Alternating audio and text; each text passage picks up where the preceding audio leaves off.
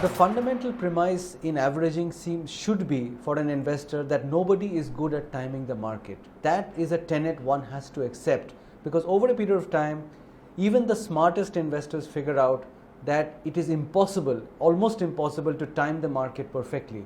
And therefore, no investor should want to deploy all his money or all her money into a stock in one shot. Portfolio selection or stock selection is paramount. It is most important. It should come before averaging or any kind of purchase decision.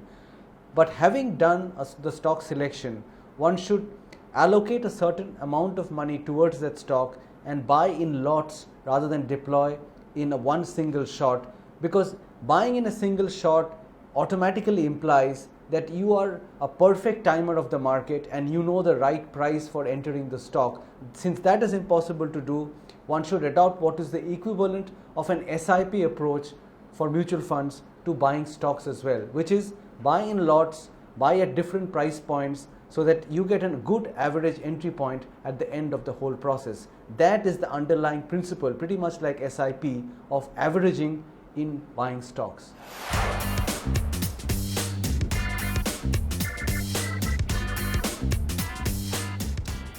Averaging down is very, very important.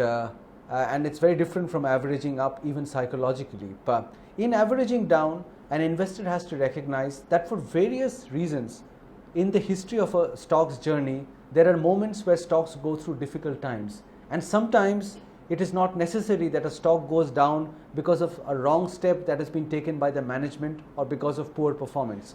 Stocks also go up and down because of the market environment. And therefore, often you see a stock which is going through a fairly good trajectory in terms of its own individual performance actually takes a big correction because the underlying market or the overall market around it is going through a correction. And that may be a good time for a person who has entered a stock already to buy more of the same stock, because nothing is wrong with the stock, something is wrong with the market, and that is giving you a price opportunity to average your price. So if you entered at a price of 100 and you suddenly see the stock at 80 rupees and you buy an equal quantity of that, you will get an average price of 90, which is a better entry price than the 100 that you bought the stock initially at. However, a caveat, it is not always right to average a stock on the way down, because sometimes stocks go down for very important reasons which may not be apparent to you but is sensed by the market, and you find out later that averaging on the way down in the stock's journey was actually a mistake. So when you're averaging on the way down, you must be very clear or try to be clear about the reasons why the stock is falling, and otherwise averaging down on hindsight might seem like a mistake.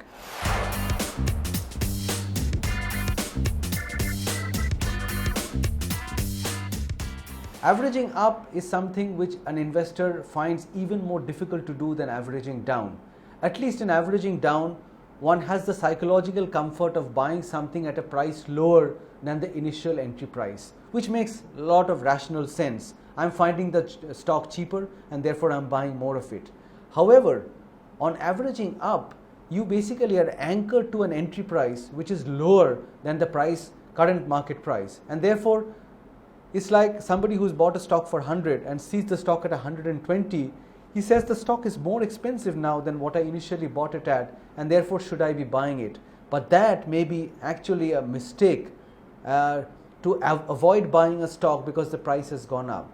What actually happens in portfolio creation is that you initially buy a selection of stocks, and then over a period of time, months, quarters, years, you find that some of the stocks are disappointing you in terms of performance and price performance, and some are actually doing better than you thought in terms of actual financial performance and stock performance.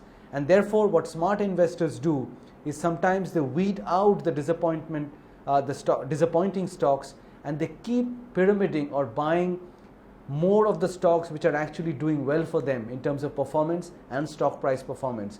And that is the essential quality of averaging up, that you keep buying more of the stocks which are actually working, and therefore at the end of a period of many years you have more of the good companies in terms of portfolio weightage and less of the companies which are poor quality stocks.